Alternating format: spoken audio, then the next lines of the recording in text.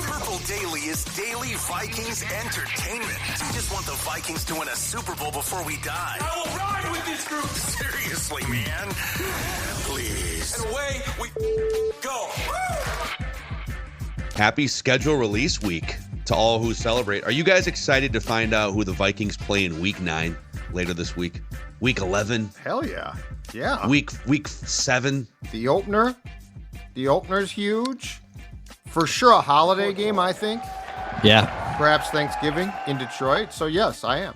I can't wait to honestly, I was going to say listen to Judd complain about a potentially early bye week, but also at the same time, I'm also going to be complaining about this is BS. They got a week 6 bye and now they got to play 11 weeks in a row. So I am very excited to once I see that bye week to be for the next 4 months being this is bull crap. This is and bull it sounds like it's adding up to be a week 6 bye, right? Because we're going piecing it together based on reports and the Purple Daily Anonymous tip line. Week 4 in Dublin, week 5 back-to-back in Europe, so the London game against the Browns, and then likely a week 6 bye. Oh, God, yeah. Right? Yeah, I don't think there's a way that you wouldn't take that because you'll spend a week, I would guess, trying to get your body clock back, won't you? Oh, the jet lag, well, body clock. It's Dex's body clock is off just going to California for a few days. The Vikings are going to Europe. I don't know for half a what month. day it is. I genuinely don't know what. I left for work on a Tuesday. I had a Thursday wedding, which is, a little not traditional day for a wedding. So I have no idea what day it's been for 6-7 days. No idea. I will say this, going east to me, because it's just an hour difference is easy. I always have hated going west. Yeah, it's hard. California, San Diego, to Pacific time. The mountain time is fine because it's, again, an hour. But when you go Pacific time, first, it takes a day, a day at least to adjust, but it would take me 2 days to adjust back. It's a jolt. It is a jolt. I will say this. I Googled this on Saturday. The flight to Dublin direct, which they'll take it direct from here, I believe it's 7 hours and 35 minutes. But then the nice thing is to go to play the Browns then in jolly old England is a hop, skip, and a jump about an hour and 5. So once you're there, it's almost preferable just to stay there and play and then get the bye week coming back.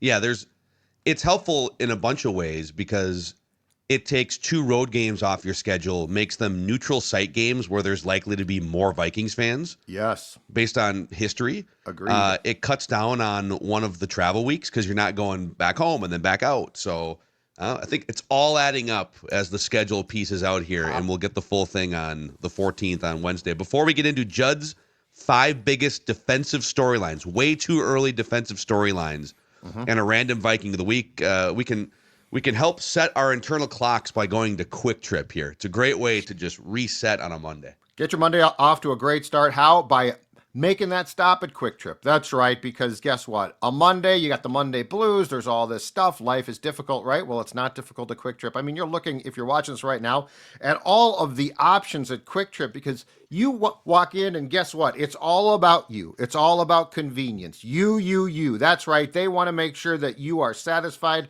and happy. And they even say, you know what? If you do not want to do the actual shopping here, put the app on the phone. As Dex has done many times before, you can walk in and pick up what you order. Basically a grocery store, but it's a convenience store. Get gasoline outside. What more can I tell you about why stopping a Quick Trip is the right move?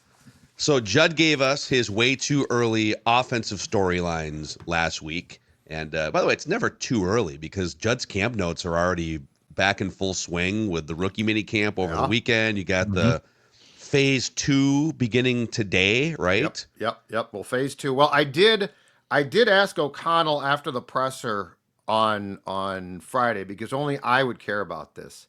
I'm like, phase 2 is Monday, and he said, well, sort of. There's some weird language, I guess. So he did tell me that and I talked to Dex about this on the Sunday episode that we did. Last week, they got the offensive defense on the field, but before phase 2, they can't be on the field together, and they can only be on the field for a half hour or something.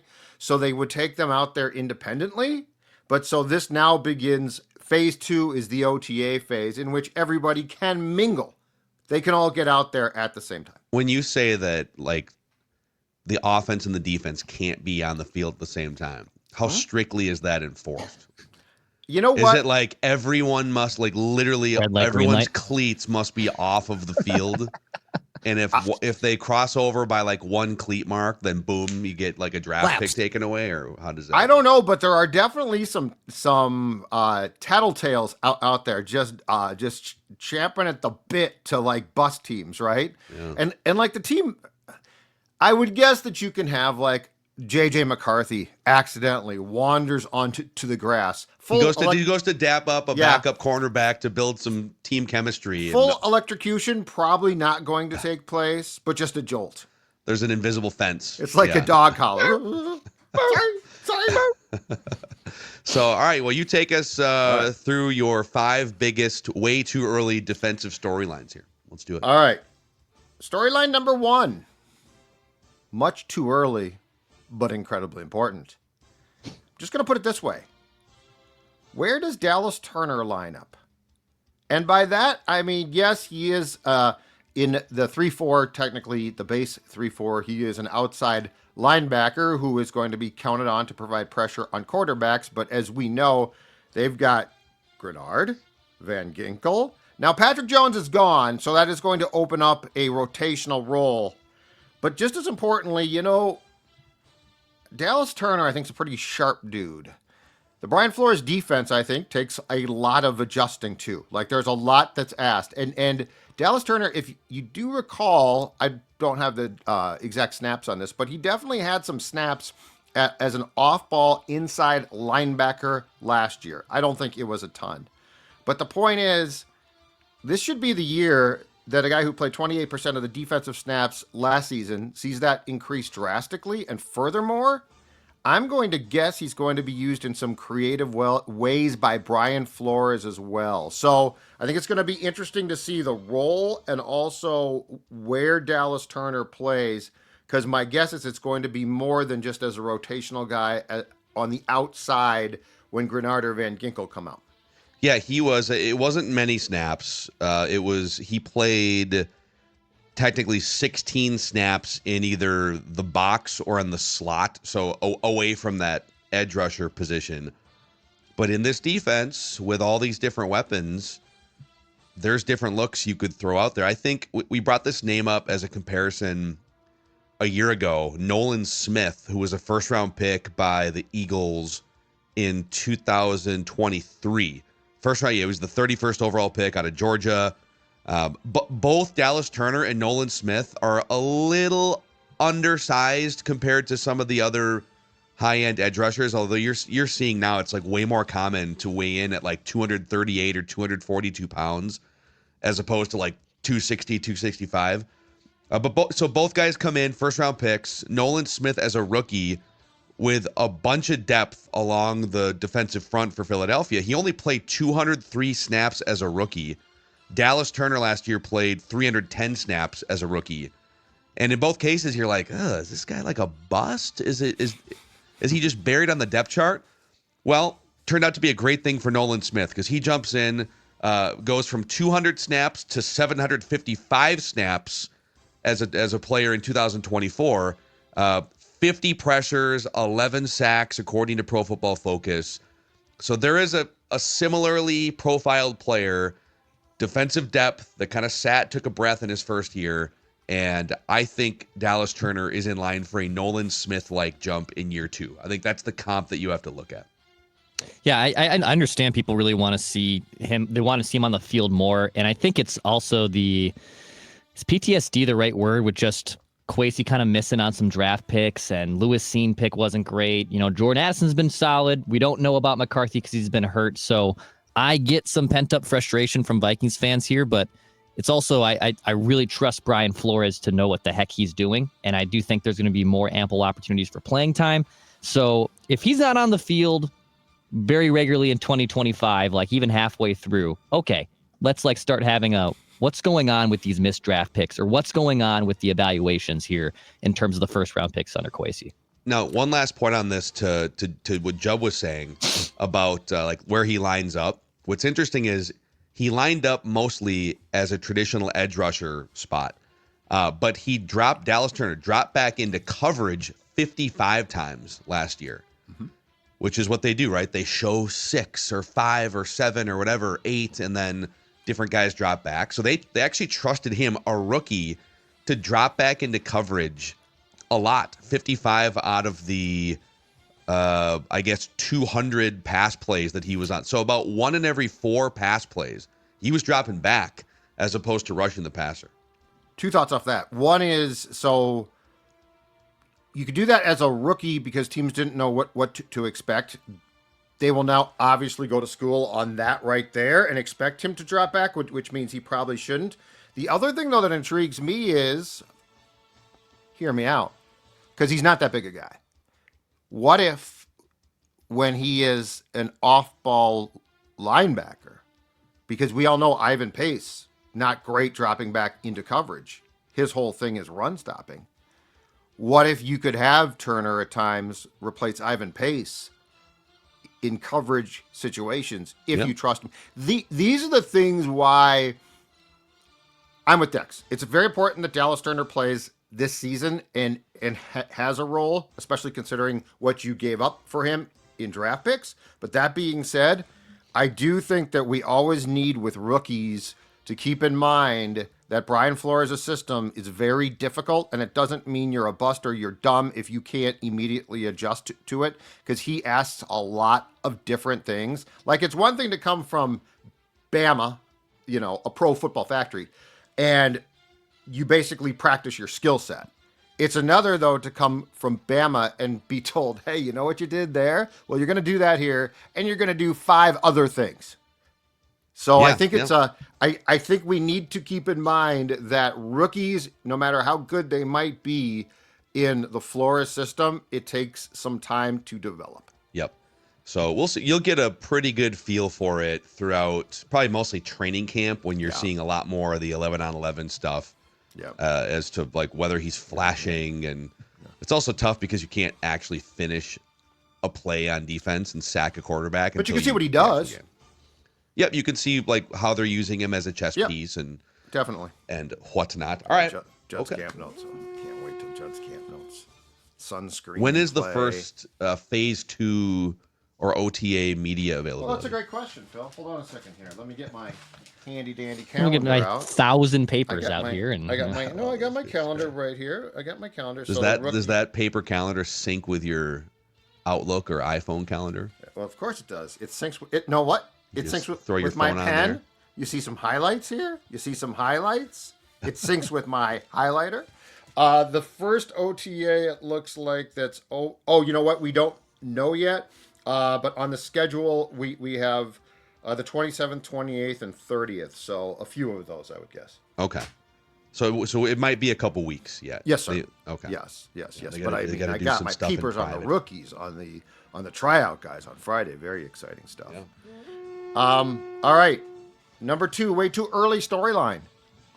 And this, again, will be something in training camp that shows itself. It'll show itself a little bit in OTAs as well, but Mekhi Blackmon's role. So, they still appear to be a little bit short-handed at cornerback potentially. I think it's very safe to say that Byron Murphy Jr. will be a starter.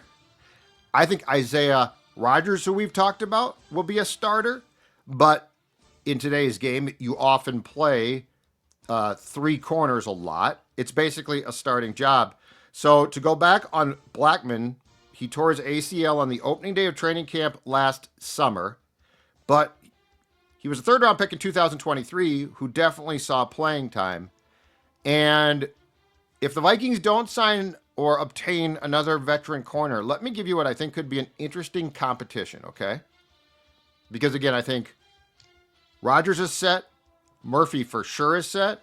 But how about this one? Mekhi Blackmon and 2024 UDFA Dwight McGlothern, who they liked a lot, made the team, special teams ace, but also I think that they do like him potentially. And I believe Mekhi Blackmon, depth chart wise, certainly is going to start training camp above McLaughlin. But I do think that is worth keeping an eye on. Perfect world, Blackmon pulls away and just flat out wins that job.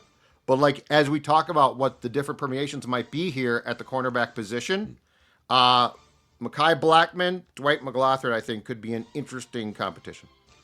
Yeah, I dug up at some point, probably closer to June, we will do our third annual top 20 Vikings list. I think it's probably I did one last year. Judd definitely in line to do one here. I don't know, maybe we all do some variation of it, but I had Mekhi Blackmon going into last season 15th on the top 20 current Vikings list. And here's a couple notes from that episode. So he was ranked 31st out of 133 qualified cornerbacks in the NFL in 2023, according to Pro Football Focus. Opposing quarterbacks had just an 87.8 passer rating when targeting Blackmon, which is basically like Gardner Minshew's career passer rating. It's like 7 points below the league average passer rating. And this is my favorite Mekhi Blackmon stat from before he got hurt. 0 missed tackles in 2023. 0 missed tackles. And I don't think that's because he's avoiding sticking his nose in there. He's a good tackler. No, you go. No, you go. Yeah, he's a good tackler. So I think it's pretty rare for an outside defensive back like that to be a really good tackler. We've seen a couple in Vikings history for sure. I mean, Antoine Winfield being the prime example, but we only got to see like 400 snaps of that, and then boom, he gets hurt 5 minutes into training camp or whatever last year. He's a really intriguing player. He's an older player because he was drafted at like age 23 or 24. So yep. Mekhi Blackmon is actually a 26-year-old cornerback going into the 2025 season. I forgot that age. Wow. As our friend Chip Scoggins would say, we got to go. We got to go. It's time to go. Mm-hmm. You're healthy, and he was in line for a starting spot last year. So, but like for you guys, how comfortable do you feel that behind Byron Murphy right now, it's Isaiah Rodgers, who they love and has shown a lot of potential, but he's been like a 50% snap guy, and Mekhi Blackmon, who's only played 434 NFL snaps. Seems like you're leaning really heavily on guys that have not given you the full 1,000 snap profile in an NFL season before. Well, I felt last year, right? It was probably going into the season the biggest position of like weakness. Like they didn't have a lot of established players there, especially after the Blackmon injury. And I thought, oh man, if the Vikings pass rush doesn't get home against the quarterback, we're going to have people picking apart the defense, right? And I feel like the cornerback room held its own for the most part last year and probably even exceeded the expectations that were probably going into the season that we had for them. So I actually feel pretty good about it. And they haven't really, I know Murphy got his huge payday, which is great. They haven't really like overpaid for cornerbacks, which is something I don't think you should really be doing right now in the NFL. So I really trust Brian Flores. And if Dwight McLaughlin's a stud, who I've really been a fan of just from afar from training camp notes and whatnot, I feel really good about the cornerback room going into 2025. I will answer that question with way too early storyline number 3. Wow. Is this an on-the-fly check right now, or nope? This plays right into the script. I saw it coming. No, I saw it coming. It's scripted. Kill. And the storyline number 3 is what's left in Jeff Okudah's gas tank. Cornerback. Now Okudah fits perfectly especially the crazy sort of cheat code of how to find players. This is a guy who was the 3rd overall pick by the Lions in 2020. So football-wise, it's a while ago, but it's not 2015 or something, right? Mm-hmm. He played in only 6 games with the Texans last year. He signed to a 1-year contract. He can play and did play special teams. But more importantly, I am curious to see, because he's battled injuries throughout his career, what's left there? What can Brian Flores get from him? And is he potentially a guy who could serve as a cheat code of sorts if what we're talking about here, let's say Blackmon comes back and is slowed or something. McLaughlin's not what they thought potentially. So I think what they've got in camp here, signed to basically a 1-year contract, where it would not be shocking. It also wouldn't be shocking if he made the team and played. But I think Okudah fits the mold of insurance policy. Upside potentially being probably pretty good. Downside is he doesn't make the team. And keep in mind too, the Vikings did, to their credit, they sort of exposed not a flaw, but a way to work around the system. When Blackmon got hurt, Stephon Gilmore was very content on his couch. And he's played for so long that I think that he was very happy not to take part in the majority of training camp. Shaq Griffin still out there. So I think the Okudah thing, though, like there's now at least Phil, a handful of these former first round, some high draft picks that the Vikings have signed with Kwesi that they sort of vet to see what's left. And I think Jeff is the next guy.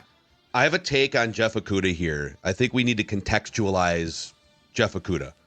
I don't think he's being brought in to salvage like top 5 former overall pick value here. I think he's being brought in almost like a role player on defense. Because what we need to do is people label Jeff Okudah, the entire player, as a bust.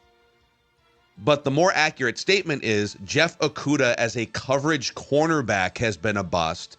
He's actually been very, very good throughout his career in run support. And if you look at his last year in Detroit, for instance, in 2022, he had one of the best run defense grades, PFF, of any cornerback in the NFL. He's, throughout his career, been torched as a cover cornerback.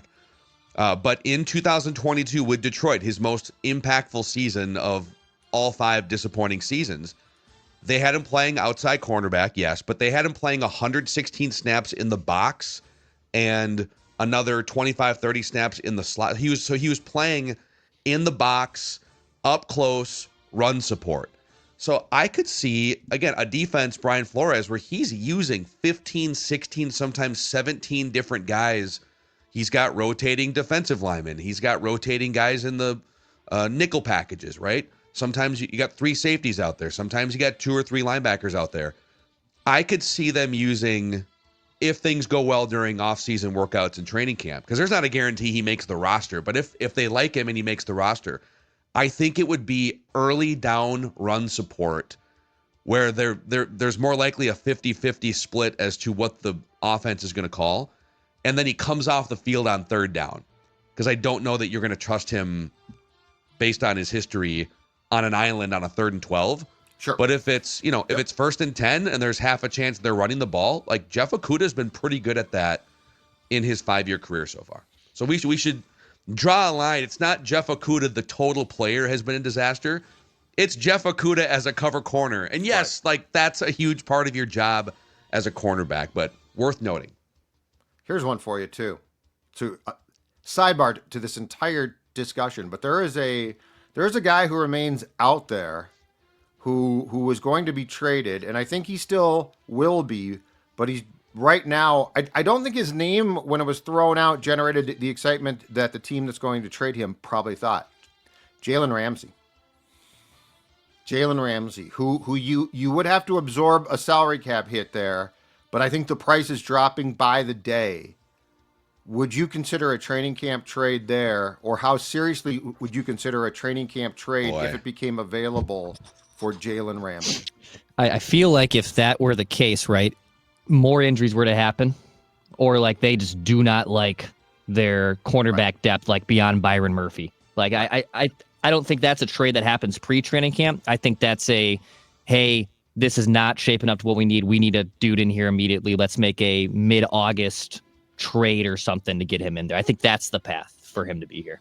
I'm just looking up his contract because he's 30. I mean, Jalen Ramsey is. Yeah, he's not a kid. Yeah, it really would be like a 1-year fix thing type of thing. Yes. It looks like he's got a bunch of funny money years. He's got the 3 void years through age 37. So basically, he has, according to Over the Cap, he has $24 million in guaranteed salary this year. And then I think the guarantees are done after this year, even though there's 3 remaining years on the contract. Yeah. So you would trade for him, it would trigger a renegotiation, and it would you probably have to guarantee him some money in 2026 or something. Would that cost you a first round pick? Is what I would want. Oh, I'm not giving up. Yeah, no. For a 30-year-old cornerback, I'm not giving up a first round pick. Oh no, not even close. No. So the report I saw right now is that the Rams are the odds-on favorite to actually reacquire him. I'm just saying if he remains out there and it remains a tenuous situation with the Dolphins, because I'm not trading a second-round pick. He's 30. Like that's the thing about it. The Dolphins have to, if the Dolphins want to get rid of the contract, like I would rather take on the entire contract than give you a high pick. And I think the Vikings are in a position to absorb it. So I guess the question becomes, would you take on the contract, make him happy without really extending him much, and then send a draft pick to the Dolphins? But yeah, if the Dolphins are like, we have to have a first round pick, I'm like, no way. Yeah. And then when Jalen Ramsey needs to move to his new home in the Twin Cities, he could call two men in a truck, Dex. Yeah. Yes, you do call two men in a truck. Make life a lot easier for you. They made my move super easy, which was super helpful. And you know what they quote is what you pay. You don't got to worry about trying to figure out, man, what are they even quoting me for? They sent me over the spreadsheet. I said, hey, I need this stuff moved. Can you help me out? My guys, Artie and David, came through. They were able to make that move super easy. So go to twomeninatruck.com to find a location near you. Tell them that Purple Daily sent you. Don't try to just figure out this move on your own. Hire the professionals. Hire twomeninatruck.com. Padres are professionals when it comes to making beer, Judd. Guess what, too?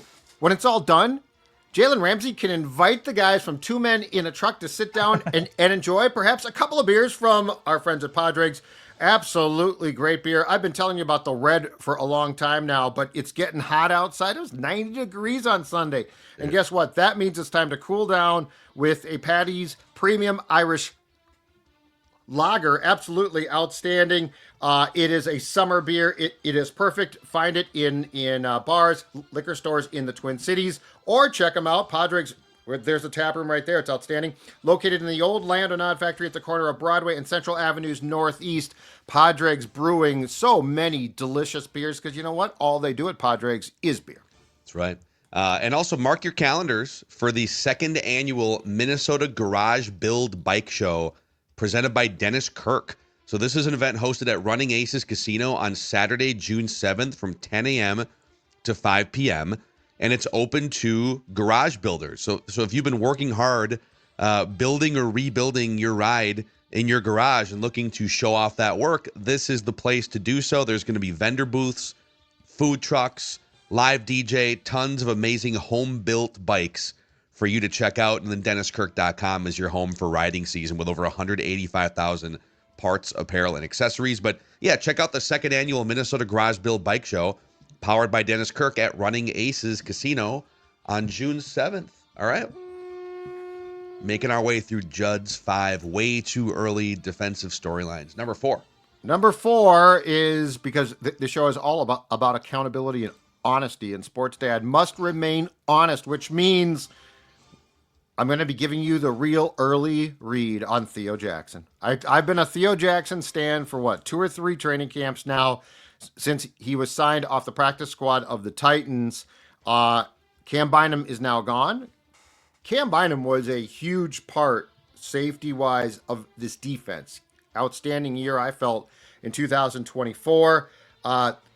Theo Jackson in line to replace him. Now, Jackson has played in 43 games during his time as a Viking, but he has never started. Last season, he actually only played in 7% of the defensive snaps. So this is going to be his chance. He is in the meeting rooms with guys like Metellus, and he is a multifaceted, potentially, safety. He can play the Bynum spot. He could, I think, theoretically play the Metellus spot, which, of course, is very intricate. But Theo Jackson's going to get his chance from what we can tell. He's going to get his chance in 2025. And so I will be bringing you on the old notepad, on the old Sports Dad notepad, I will be bringing you blank slate right here, the honest assessment of Theo Jackson and how he is fitting in to replacing Cam Bynum. So as the OG Theo Jackson stan here among those who watch and cover this football team, what are the things with your old grizzled sports dad eyes? What are the things that have stood out to you in the 11-on-11 team drills, preseason stuff? What got you hooked on Theo Jackson? Ball hawk at times, some picks.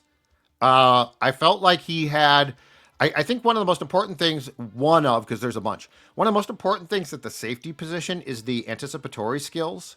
Like, can you read plays? Because you are in center field sometimes. You're deep, right? Yeah. So, like, it's the eyes. It's the eyes. Because what was Favre great at? Favre was fantastic at fooling the safeties with his eyes.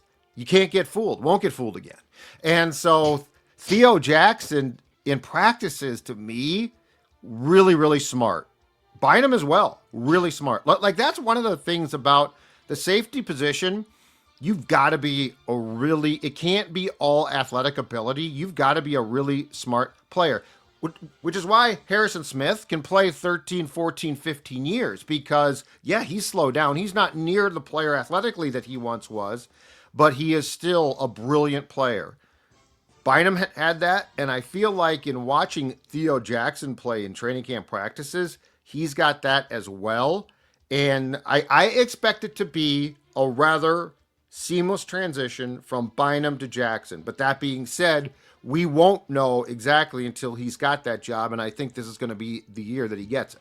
And it is interesting and maybe telling, their opinion of Theo Jackson, that you can't pay everyone, you can't keep everyone, and hope to sign the guys that you did up front for offensive and defensive line. So the Vikings essentially decided, like, listen, we got a bunch of money and we can keep or bring in X amount of players, but we're gonna have to either say no to a high-end free agent or no to an internal free agent to clear space to get the roster that we want. And it's not quite this simple, but they basically said, we're going to say no on the Cam Bynum contract because we feel like Will Fries plus Theo Jackson on the other side, or we feel like Javon Hargrave, Jonathan Allen are a better fit for our defense with Theo Jackson taking over for Cam Bynum. Mm-hmm. They made a calculated decision. They could have kept Cam Bynum, but then maybe you don't get Javon Hargrave and or Jonathan Allen. Maybe you don't get Will Fries as your 26-year-old new starting right guard. Yes. So it was a calculated decision based on position value, based on how good they think Theo Jackson is, right, and the available free agents in the trenches that they were also going after. Yeah, and what? Flores is going into year 3 as the DC here. He has watched Jackson practice for that entire time, essentially. Yeah. So it's not like they're giving this opportunity to a guy where they're skeptical of, well, we really haven't seen him, but we think he's good. Like they've seen what I've seen. And I would like to say this. We're all on the same page. Me sitting here. And that's the most important thing. Sitting in Egan. We're all on the same page with Theo Yes. Jackson. But I talked to Metellus about him last season, and he said he basically is in the meeting rooms with us, and most importantly, like I think he can also cover for some of the Metellus stuff. And I do wonder if that's the case, because I don't think Bynum was in on that. Like, I think he and Harry are more traditional. Now Smith does a ton of things, but I think they're more of a traditional safety position. I'll be interested to see if there is any attempt, sleight of hand, if you will, when it comes to Theo Jackson and Metellus as well. Yeah, to try to confuse teams. And I would push back a little. Like, I think Cam Bynum, because of his background as a cornerback, they use him in the slot for the last 2 or 3 years. Cam Bynum was very multiple, as they say, in terms of what you could do with him, and Harrison Smith too. Yeah, he's multiple as well. Does Theo Jackson, is he as versatile? Is he?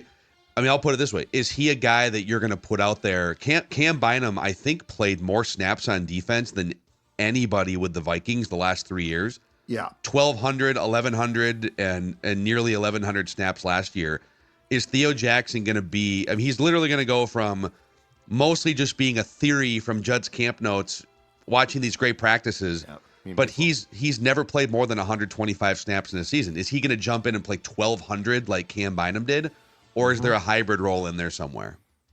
Well, you never do know. You never do know. I mean, who knows that Metellus won't drop back, play safety. Jackson comes off the field. You've got different things. Yeah. Like this. This is the thing is, I guarantee you, Vikings opponents sit all spring and summer and watch film, right? And they watch film of the Vikings defense and they try to deduct. They try to outsmart the mastermind himself, Brian Flores.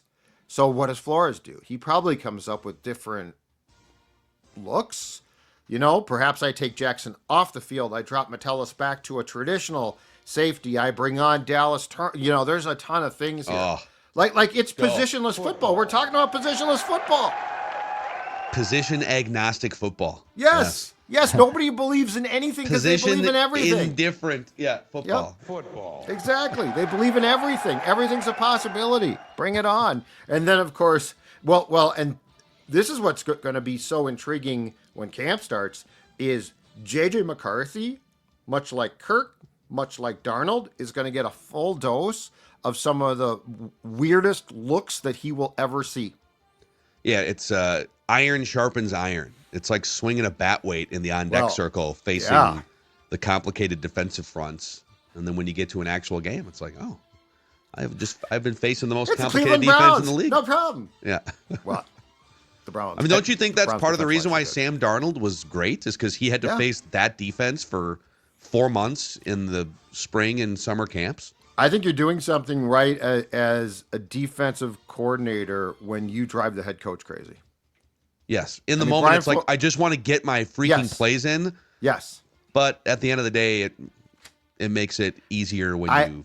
I also think O'Connell, in retrospect now, total reckless speculation, I also feel like O'Connell complained a little bit more or joked. He joked about it when Cousins was the quarterback because I think Cousins complained to O'Connell a lot about it. Yeah. Hey, I just want to get the plays in, coach. I want to get, yeah. And guess what? Football, even if you call the perfect play and you practice the perfect play, that's not how it works in week 13, Sunday night. Yeah. Or playoff game 1. Oh, 4th and 8. I just saw a TikTok the other day, and it's like we are 4 months away from hearing the Sunday Night Football intro back in our lives on Sunday nights. Oh God, you're seconds away from it. Oh, it's a drug. God. It's a drug. Now that one was free Dex, but the next time Phil plays it, we're gonna need a little something. It used to be PTSD for me as a kid. Because it meant my weekend was over and I have to go to school on Monday, and now it's a completely different meaning. Now your week is just locked in. Grand fashion. Been waiting all day. Sunday. Okay, number 5. All right, the last one. Number 5. Who is behind Jonathan Allen, Javon Hargrave, and Harrison Phillips? So those are that is your now starting defensive line, which is great. It's awesome. It's a veteran line. But the reality is this. Hargrave, 32 years old. Allen, 30. Phillips, 29. Lots of wear and tear. That's one where you're going to need a rotation. And you're going to need the rotation guys to play frequently. It's not like offensive line where you just put out 5 guys, cross your fingers and say, go get them, big boys. So let me throw 3 names at you as potentials who could, should, and have a chance, I think, in training camp to come in and win jobs as frequent rotational defensive linemen, okay? Jalen Redmond, who they liked a lot, who was undrafted. Taki Taimani, who got hurt last year, but I think that they like him as well, undrafted as well. And then 7th round pick, motor always going, Levi Drake Rodriguez, 2024 7th round pick. Those are my first 3 to keep an eye on because again, yes, you are set with the starters, but they're not young. Allen and Hargrave in particular are coming off injuries. Like, to use your term, Phil, there's sort of a theory of like, this could work out really well, but then the theory becomes, oh my gosh, one guy sprained his ankle and one guy broke his leg. So as far as this goes, Jalen Redmond, Taki Taimani, and Levi Drake Rodriguez are my first 3 to keep an eye on as far as being the heavy rotational guys, defensive line. Yeah. I had a random chance encounter. I met one of Levi Drake Rodriguez's college football teammates. And he said, we got talking about just football. He's from Dallas Cowboys fan. And he said, you probably never heard of him, but I played college football with a guy who's on the Vikings. I was like, oh, really? Who is it? He goes, you probably never heard of him. Levi Drake Rodriguez. I was like, haven't heard of Levi Drake Rodriguez. Do you know who I am? Do you know what I do? Right. He was one of the under the radar until he wasn't. The Athletic did a big profile on him, but because he played for such a small school, there's no way he was going to be drafted higher than 6th or 7th round or undrafted free agent. But yeah, he's a guy. Everyone says the same thing about him. Super high motor, high energy, disruptor. Great behind the scenes. So I'm really curious to see if Levi Drake Rodriguez becomes an actual thing as opposed to a fun idea from where he was last year. Safe to say he wants it. He's one of those like first in, last out kind of. First guy there. The Vikings have a lot of those. Yeah. Which means you're not really first in, last out. There's like good culture guy though. He's a good culture. He's a good culture guy. He's a good culture guy. But yeah, that's going to be one. That to me is one of the most important. That might be the most important position group as far as if everyone is healthy and you still need a rotational basis, right? Yeah. I think that's the most important one. I love that they identified their problems in the trenches. They looked at the Eagles. They looked at the Lions. The Rams even to some extent. Yep. And they wasted no time. They had free agents lined up. They had draft ideas lined up. And they just went and built a ton more depth. And the genius that on the O-line was going and getting Ryan Kelly, who's a veteran who's been hurt, to go recruit Will Fries. Yeah. That's a just so smart. And on the defensive side, it's for the last 12, 15 months, we've all been pumping the tires. Jalen Redmond showed a bunch of flashes in camp, Taki Taimani and Levi Drake Rodriguez. These guys are all really good prospects. But you can't just go into a season crossing your fingers and hoping that, we're gonna throw Jalen Redmond in there and he's gonna be a starter, and hope is not a strategy. So to go get a couple of guys on short-term contracts that are absolute studs and then build the depth with the Taki Taimanis, the Jalen Redmonds, the Levi Drake Rodriguez's, and then guess what? If Levi Drake Rodriguez becomes the second coming of John Randall or something, now you've got a Super Bowl winning defensive front because that's a depth guy jumping in. And same thing, like Dallas Turner is not projected to be a starting defensive player as of right now. Mm-hmm. And that's not an indictment on him. It's you've got Andrew Van Ginkel and Jonathan Grenard, two of the best at their position. So letting the young guys be depth and have to force their way in. Danielle Hunter was depth. Everson Griffin was depth. There's a couple examples like that where let those guys slow cook it and then jump their way in year 2 or year 3. So I love it. Judd's 5 defensive way too early storylines, but really not that early. Really not that early. No. Good stuff, man. Are we going to get? We did the offense, the defense. What day are we doing special teams? I can give you probably 3 for special teams. Okay. 5 might be a little bit aggressive, but I could definitely do 3. I would expect that, and we talked about this last year, and it felt like it didn't come to fruition, but I would expect a punting competition of some sort. Ryan Wright's history does not tell me that he should be gifted a job. Yeah, he's not a disaster, but he's in all the measurable things. He's not. You could do better. Untouchable. Let's say you could do better. Yeah. So, all right, good stuff there from Judd. It's time now for a random Viking of the week presented by MSP Plumbing, Heating, and Air Conditioning. Judley. Yes, sir. There is nothing random about the great work that is done by my friends at MSP. Absolutely outstanding. They fixed my furnace, water heater, water softener. Guess what? Sportsnet has had them all fixed, and I'm going to tell you, I came away satisfied on every front. Outstanding stuff.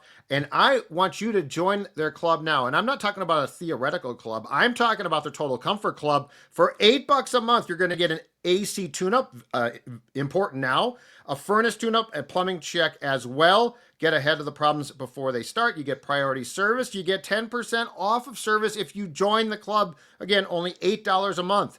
It's this simple. Give them a call, 651-615-4292, or check out their website, callmsp.com, callmsp.com, and come away another satisfied customer just like me.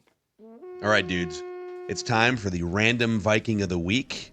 We brought this back by popular demand with a clean slate. All former Vikings are back on the table, except for the 3 that we've done here since the reboot. Bobby Wade, EJ Henderson, and Matt Asiata. It's Declan's turn. It's losers out here on Random Viking of the Week. So Declan gives the clues to me and Judd. Do you guys even want it? I've got 3 wins. You guys have yet to win one between in the new iteration here. On the one Do that you even want it? On the one that I lost, I will say this. I was sniffing around. I was so close. So, yeah, I fell short. But you know what? We're 3 in. Season championships aren't determined by 3 in. Like, this is a long grind. Do I want it? I come to work every day with the taste of victory in my mouth. So with that, we'll see if Judd can. We'll see if Judd can sniff his way around. I've been in the weight room all weekend working out. Hopefully that helps you. Hopefully doing some. I've been some arm curls. Memorizing Random Vikings. That's what, maybe you're going to be full of too much information, not free-minded enough here. I'm writing up on Random Vikings. Declan's going to throw out some clues. We get up to 3 incorrect guesses each. If one of us hits a 3rd strike, the other one wins automatically. No Googling. Here we go. All right. This Random Viking played in 177 regular season games.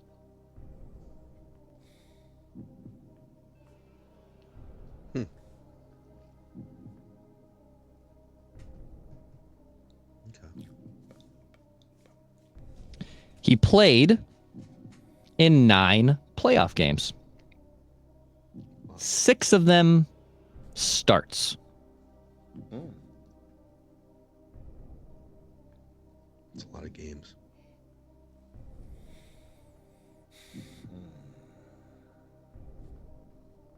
It's a lot of games.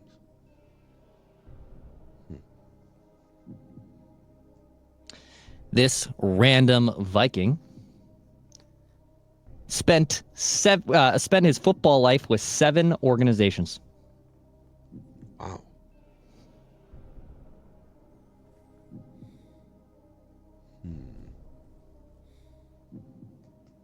Don't think this guy. I'm thinking of someone, but I don't think they played in that many playoff games.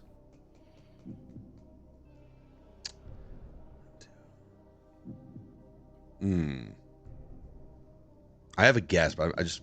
I'm gonna feel out these clues. Let's see here if I want to give you this one. This might, actually, I'll say this. I'll say this before I give you the next one. In those 177 games he played, this Random Viking, according to Pro Football Reference, only had 107 touches. Only 107 touches? Touches. So touches being rushing attempts and receptions. Okay.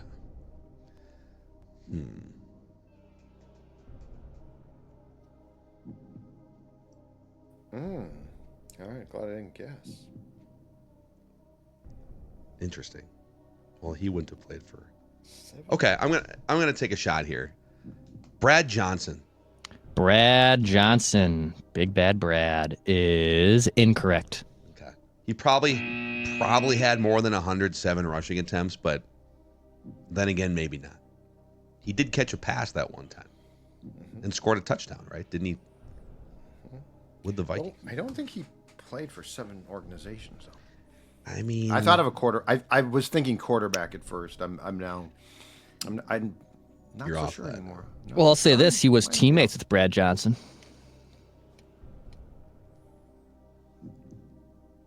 Interesting. It could be a lot of places, though. Was he teammates with Brad as a Viking or just in general? As a Viking. Okay. But he spent more time with Brad Johnson, too. No, that's not right. Okay. So he was with him somewhere else. 7 touches. It's an interesting number of touches. All right, so he was.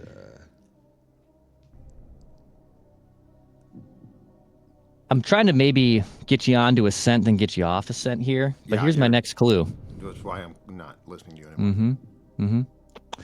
So I mentioned 7 organizations. He only played for 3 NFL teams.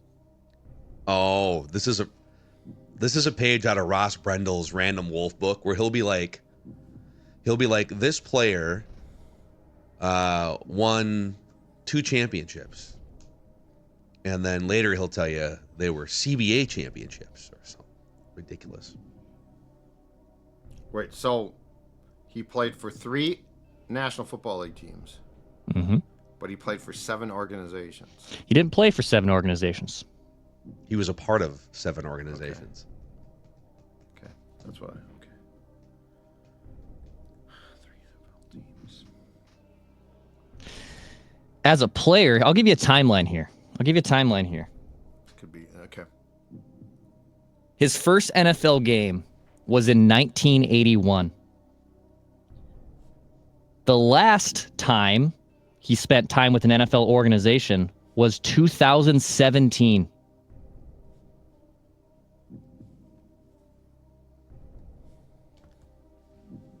But 100 what?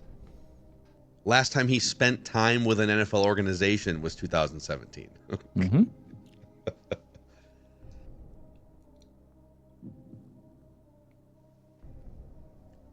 And he was teammates with Big Bad Brad.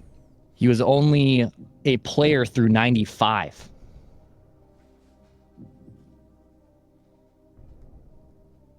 Man, this is Judd's wheelhouse now. So he played through 95. Wait, Come on. so he was. No, this guy didn't play in. Or he just worked for. Okay, so 81 was his first game, and he was and he retired after 95. Correct. Mike Tice? Another win for Phil Mackey. Let's Mike go. Tyson. Wow. Let's Mike go, Tice. dude. Yes. When we had Nate Tice on, now was it 2 weeks ago, I originally wrote that down because I was like, oh, this will be perfect. And I think we had to like pause Random Viking or something. Something happened. But I was like, oh, I'll use Mike Tice. I'll do the classic. We brought up a name, and then we're gonna use it again. Obviously, this time being his son and Nate Tice, but Mike Tice. So yeah, so 3 teams, but then organizations. So coaching with obviously the Vikings, the Jags, the Bears, the Falcons, the Raiders. That was a good one. So yes, I was trying to get you guys. Where am I going here? And Brad Johnson was like a 9th round. He was around that 12th round pick. Yeah, that does not exist anymore in the early 90s, and was just kind of a bench dweller.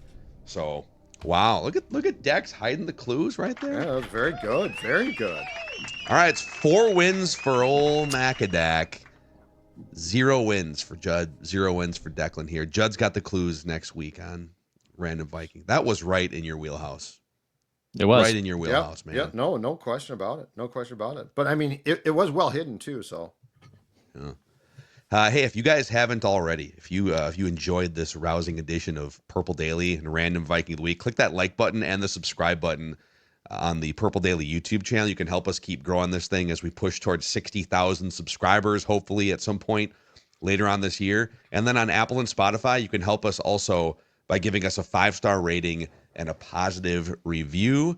Latest Vikings news tomorrow, a hot Vikings take, and we count down the hours until the NFL schedule release on Wednesday. I bet we have some news though. Oh yeah, news is trickling out here. I bet we have some news tomorrow. Yeah, well, we already know that the first game is Eagles-Cowboys. Go Cowboys. We just want the Vikings to win a Super Bowl before we die.